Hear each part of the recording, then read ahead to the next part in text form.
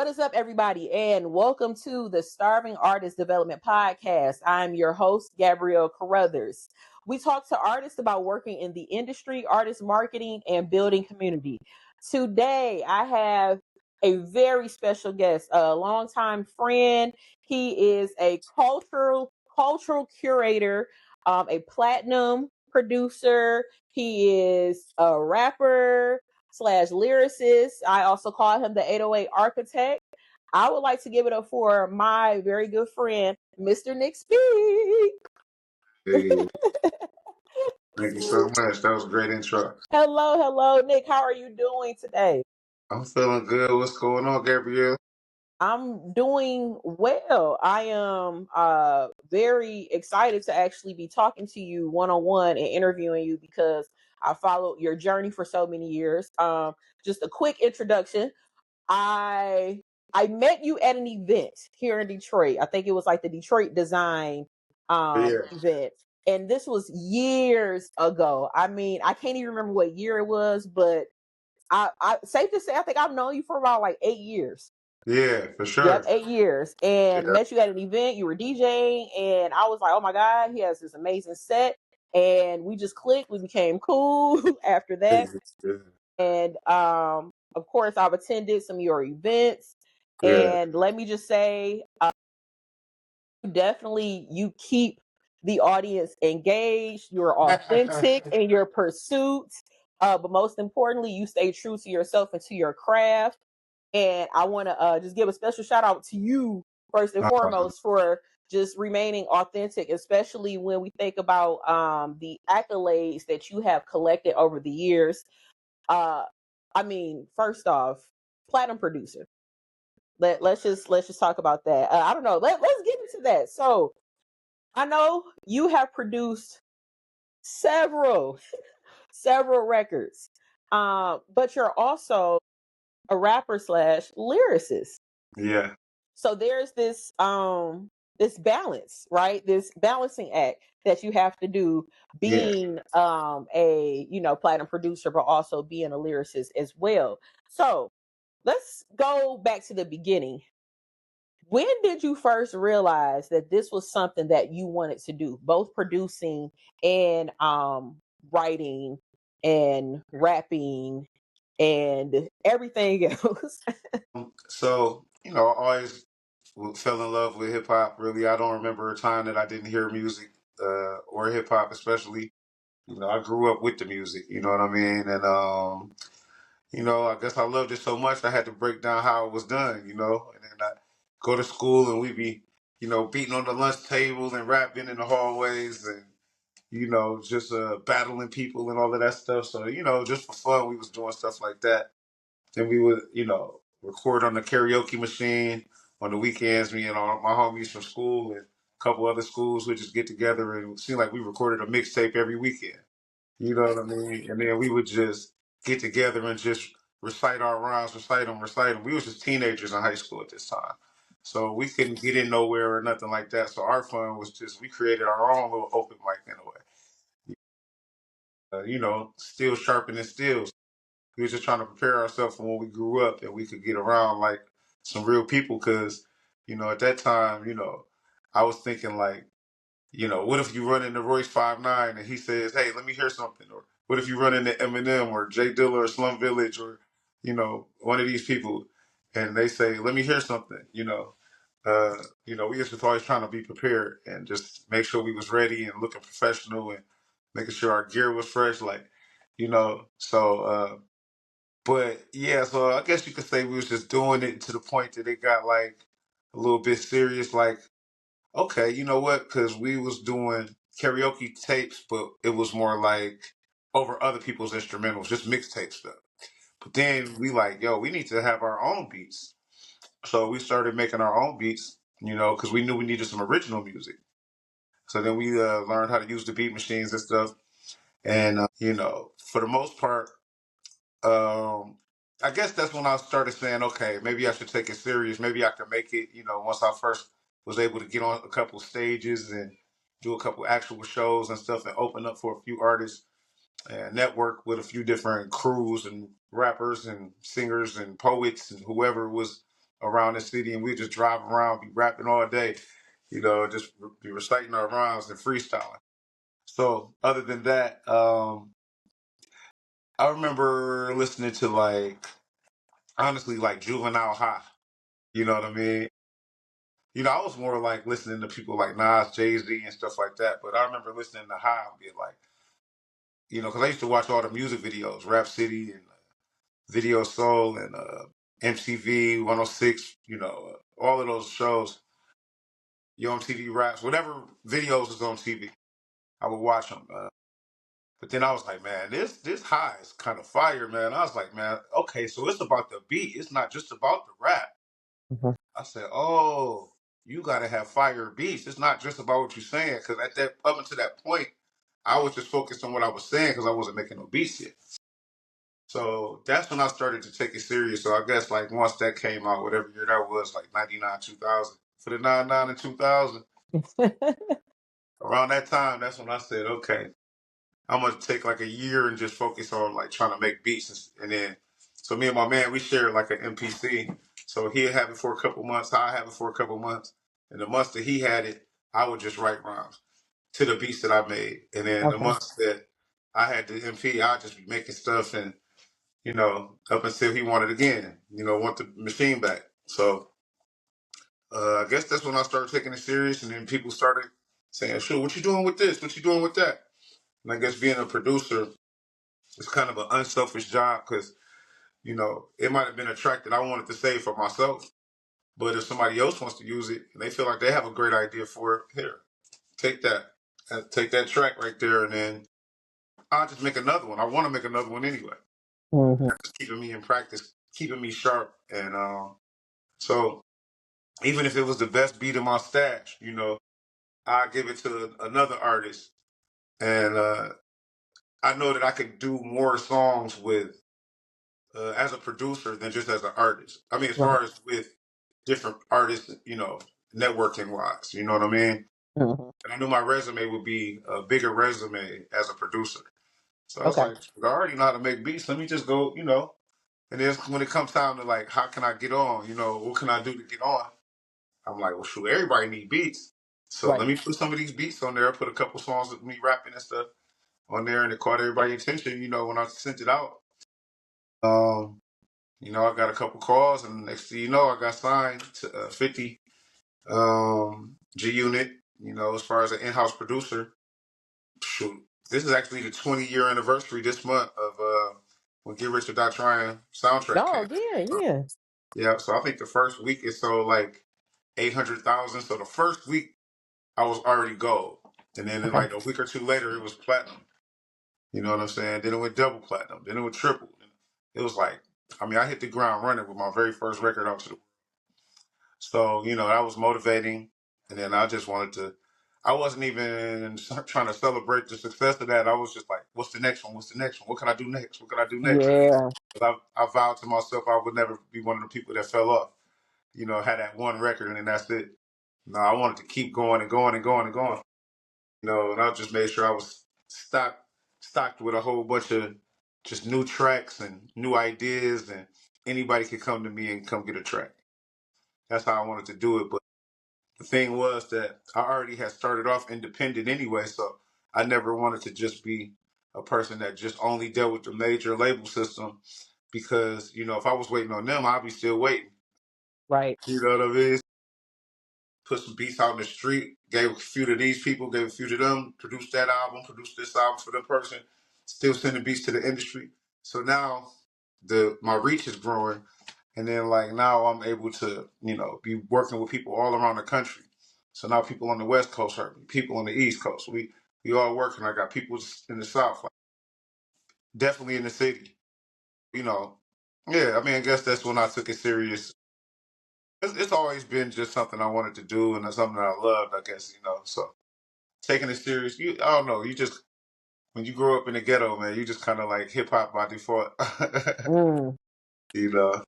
that's true. That's true. So definitely your environment kind of shaped your sound, but also the motivation to want to even like dive into being a hip hop producer.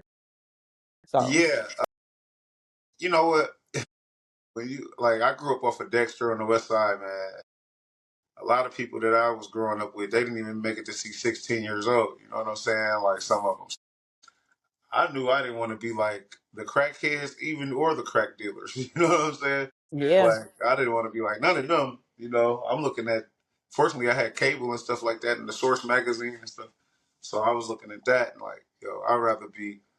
You know, I know I got something. You know, I know I could do better than this. You know, just staying here forever and these little 8 block radius. You know what I'm saying? I know I Yep. need to be seeing the world. Like I want to go to New York. I want to go to Cali. I want to go to Chicago. You know, I knew I wanted to see the world. You know, and whether it was going to take my music to take me there or whatever it was. You know, if it was going to be making movies or making clothes, whatever it was going to be, I knew I was going to see that. You know what I mean? Like I knew I Yeah. had to. I knew I had to.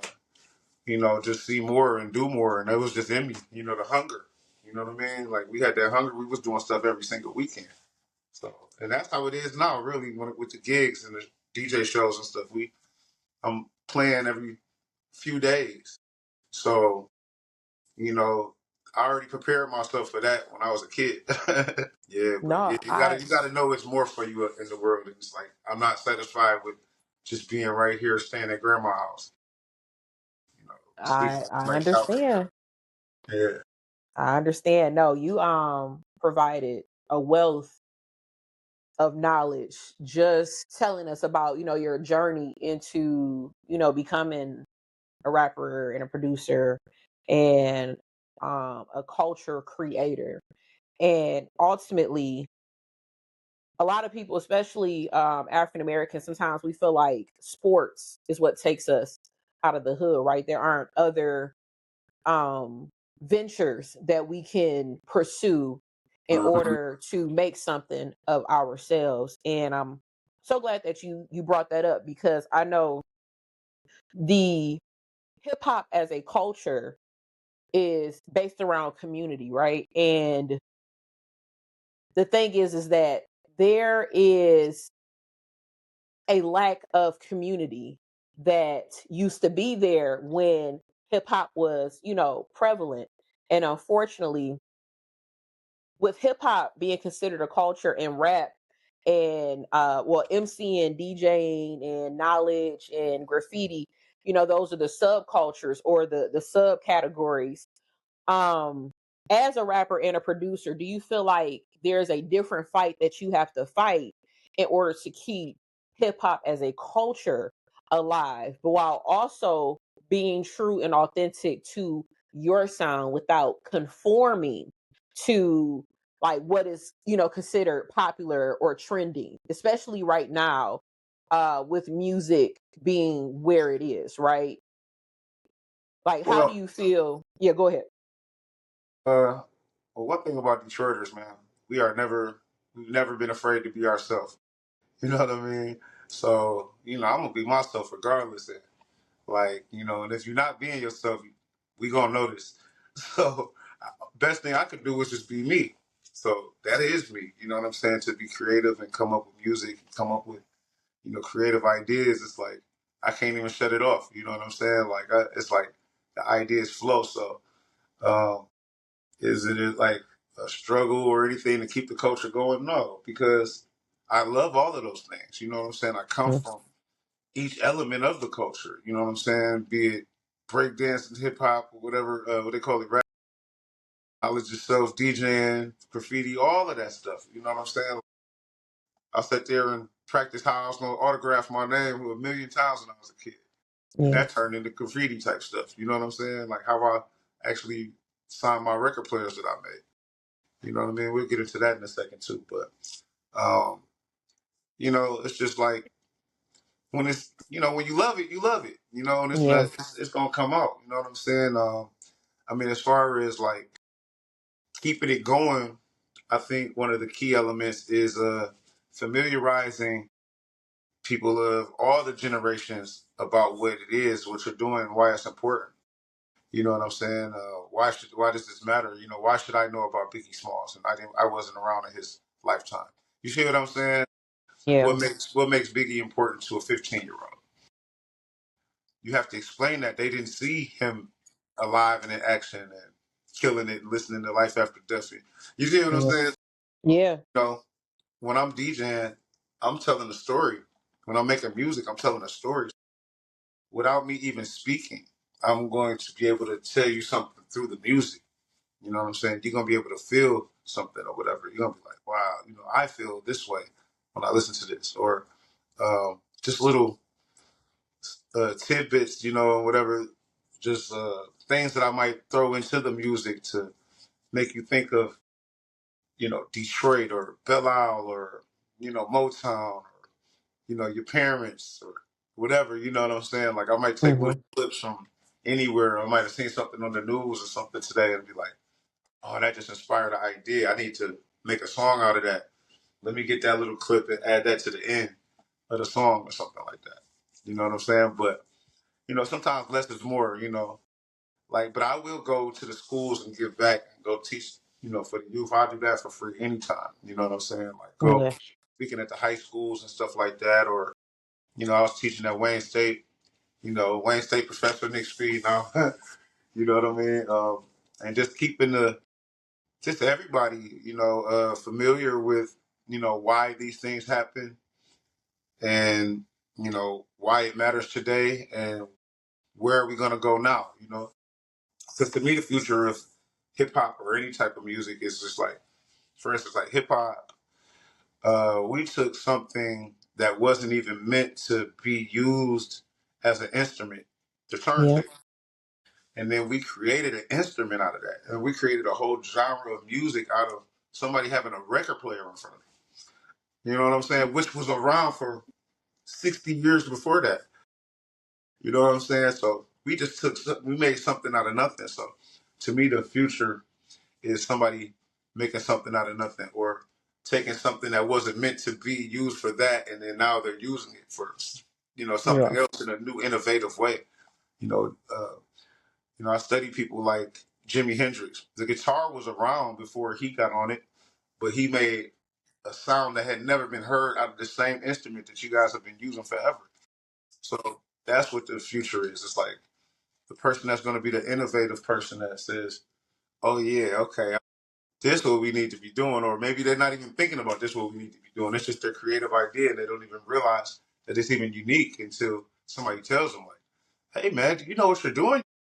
You're you're making something that everybody's going to want to do." Oh Yeah. yeah, okay. So that's like the Detroit sound catching on. We've been making that sound for 15 years. You know what I'm saying? Now the industry is catching on. Now almost a lot of different regions use that sound. You know what I'm saying? But it's no longer a regional thing because we got the internet. These kids grew up off the internet now. Yep. So everybody's using the same slang, same dress the same, talk the same accents and all that now. But there's still things that are unique to each region and whatnot. But um, at the same time, everybody's growing up with the same things.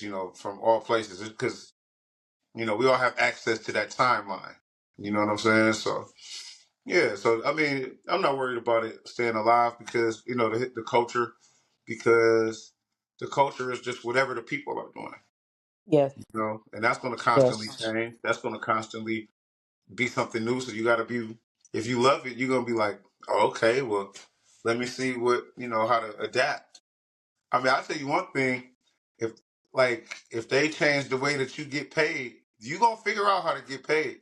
They say, okay, everybody got to use your phone now if you want to get your check. I bet you old people and young will figure out how to figure out that phone. So if it's something you love, like that money, you're gonna be like, oh, okay, well, what I gotta press 1 and 2. All right, cool. All right, now we're gonna we're gonna get to it. So yeah, it's just adapting and it's gonna keep changing again. Yeah. But Yeah. you could be the person to change it. You could be That's like, true. man, I figured out an easier way, man. You know, we could do. Look, when you jump in your car, man, you could have a such and such happen. People be like, "Oh, that's a great idea," and then next thing you know, you get a check from one of the big three. Yep. It's about Yeah. solutions. You know what I mean? Yes. Yes. I'm Yep. I'm taking it all in. I am literally just sitting here attending the School of Hard Knocks, and I am just, taking all of this information in from Professor Speed.